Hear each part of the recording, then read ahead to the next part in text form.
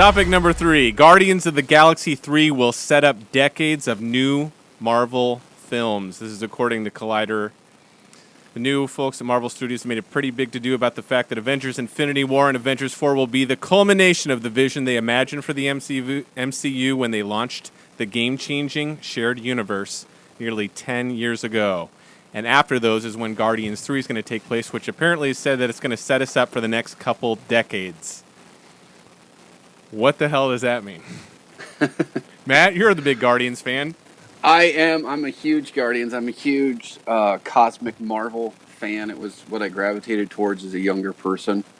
So it's kind of where I feel the most comfortable. I was going to say, besides Guardians, I don't know any other cosmic Marvel properties that I can think of. Nova Corps. Nova is one of them. Those were the gold guys from the enemy from the second one?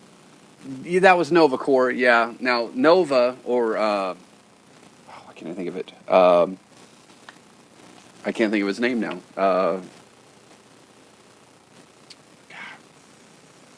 Anyway, the guy... Nova, the character that was part of New Mutants. Or New Warriors. Was it New Warriors? I think it was... I can't remember now. Sorry, I'm blanking. He was a big part of the cosmic part of it. At one point, in the beginning of the Annihilation series that kind of kicked off how we know Guardians of the Galaxy right now, he was part of the Guardians of the Galaxy, and he was the only last Nova person. So he had gotten all the information and all the power from all the other people that were part of the Nova Corps, which made him a pretty badass character. But there's a lot of cosmic stuff. And the thing I kind of question about this is if they're using Guardians of the Galaxy to kind of set the framework for the next 10 to 20 years, there's a lot of properties out there in Cosmic Marvel that they don't own the rights to right now. Because a lot of that was tied in with Fantastic Four. Because a lot of their stuff happened on a cosmic level, like Galactus, Silver Surfer, Super Krill. A lot of these cosmic entities that are in the comic books that they own the rights to from a comic standpoint, they don't own the rights to from a movie standpoint. So does this mean that the majority of movies after these last two Avengers movies are going to be taking place out there in space? It's possible. I mean, I don't know how else they're going to tie Guardians of the Galaxy into it unless in the Guardians of the Galaxy in the last one, they somehow kind of reset the timeline to kind of do like the Marvel, like DC does it all the time. Like they're like the rebirth. DC, yeah, the rebirth kind of universe thing. Unless they use Guardians to do that to kind of reset everything. So, like, there's a different Tony Stark and a different Iron Man or a different Captain America. So do you think they're going to be mostly focusing after this last phase finishes up with with all new properties? Which, don't get me wrong, I want new stuff. I didn't even know Guardians of the Galaxy were before the movie came out. And if anything could be a testament to you can take new properties and have them be big franchises, I can't argue that point because I think Guardians is awesome. I love all those characters. I love Pratt and all them. They did a great job. Yeah. But there's still that skepticism in me that, like, thinks... Can you catch lightning in a bottle twice? That, and maybe more specifically, a lot of these properties... Guardians is such a stretch on paper, it makes no fucking sense why it works. You know what I mean? Yeah. If you told me, hey, look, I got this guy. Not a whole lot special about him. He just calls himself Star-Lord. Yeah. Just let it go. We call him Star-Lord. Okay. So, is he like a total badass? No, he's just kind of pretty cool average guy. Like, there's nothing really that special about... You know what I mean? He doesn't really have a defining trait. And then you got an assassin green girl. Gamora. I don't know how to even describe Drax. The most dangerous woman in the universe is Gamora. Okay, and then Drax is just a big destroyer. Gray guy that is...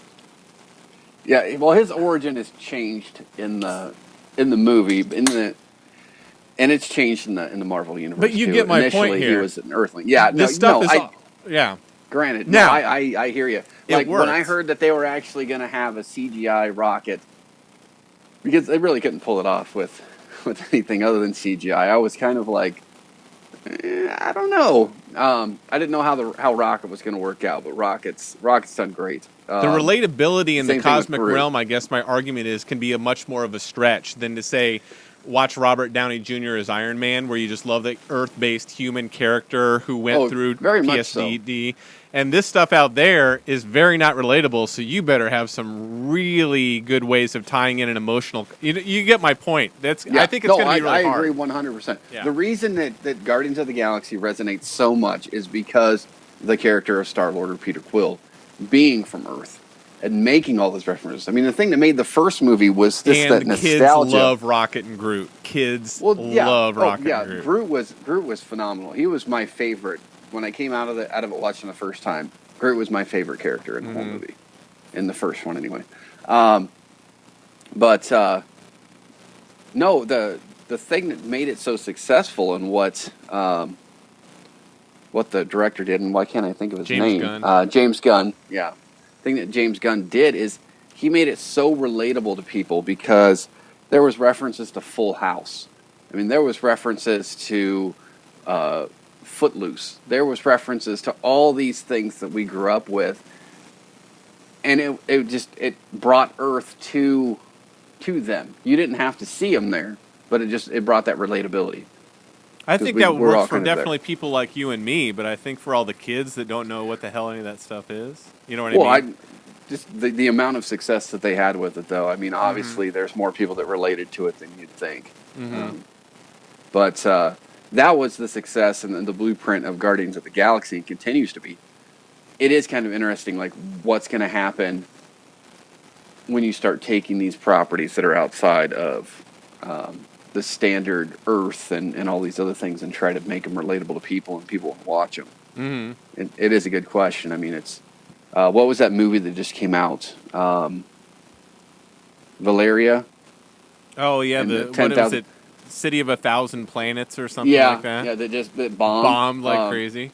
Yeah, and I think it's one of those things, same thing with John Carter's, it just didn't resonate with anybody. Yeah.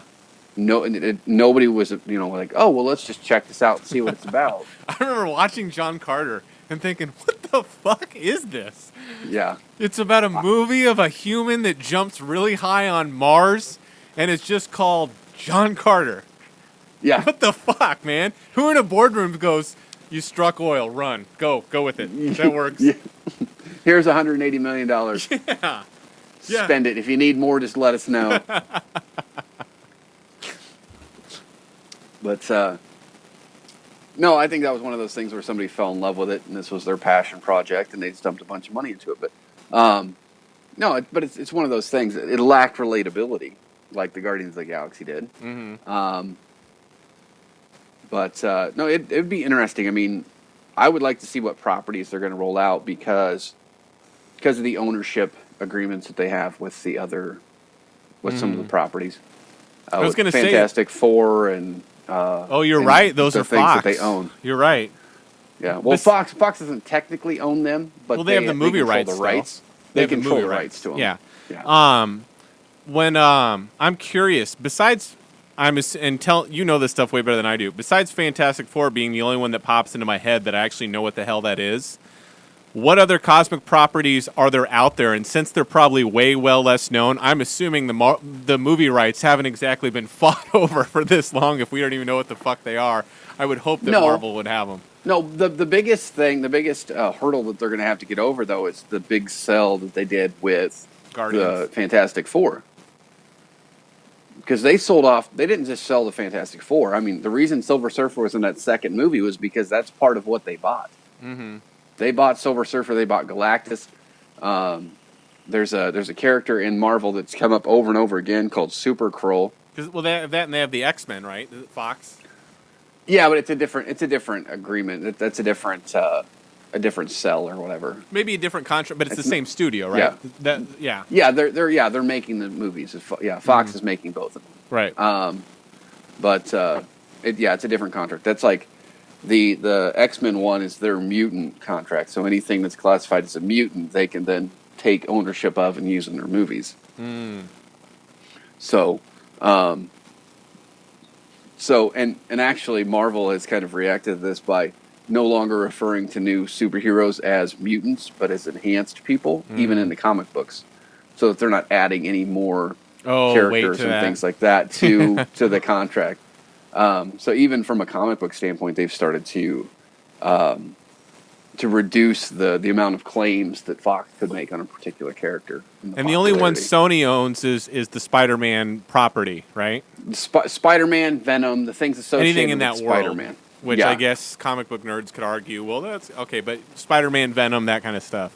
Yeah, the biggest thing about with comic books is that Doctor Doom isn't just a villain in Fantastic Four. He's been a villain in Avengers just as much. There's a lot of crossover with the villains and stuff. So God, you remember the best Spider-Man cartoon in most of our opinions, the 90s Spider-Man animated series? Yeah. When they had the X-Men crossover, and then during the Spider-Man episode, the X-Men were fighting, they actually had the X-Men theme song playing in the episode, and I'm like, this is awesome. This is a crossover I'd love to see.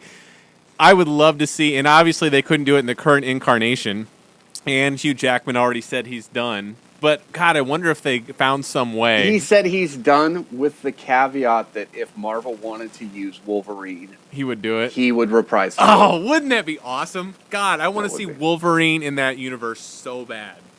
Yeah. Oh, God, that would be that would be an awesome thing to actually see ends up coming out of like Avengers. Well, couldn't Thanos do that with his like Infinity Gauntlet with all this reality gem stuff? Because I don't understand all that. Couldn't he like change realities and say this is from a different reality? Theoretically, he could change realities. He could change timelines. He can do a lot. But and we'll see. We'll see what Thanos ends up being, because it's not only Thanos. It's kind of, from what I'm hearing, it's taking kind of like the Four Horsemen of the Apocalypse, where it's not just Thanos. Thanos has thugs that he sends out too. So it's not just a one-man show with him. He has other people that he's controlling that are super powerful as well. So you think they have? I'm assuming this is going to be a much more of an uphill battle after the last Adventures movies, assuming this is going to happen the way we think it is. When James Gunn says something like, this is going to set up Marvel movies for the next couple of decades, that's the first thing that pops in my mind is, oh, so the most of them are going to be in space with people we don't even know who they are. It's possible. I'm kind of hoping that, I don't really want the reset. I don't want the I don't Star either. Trek. Let them be the Star Trek move next on. gen ending where they get sucked into this time vortex and there's two Enterprises. I don't really want that.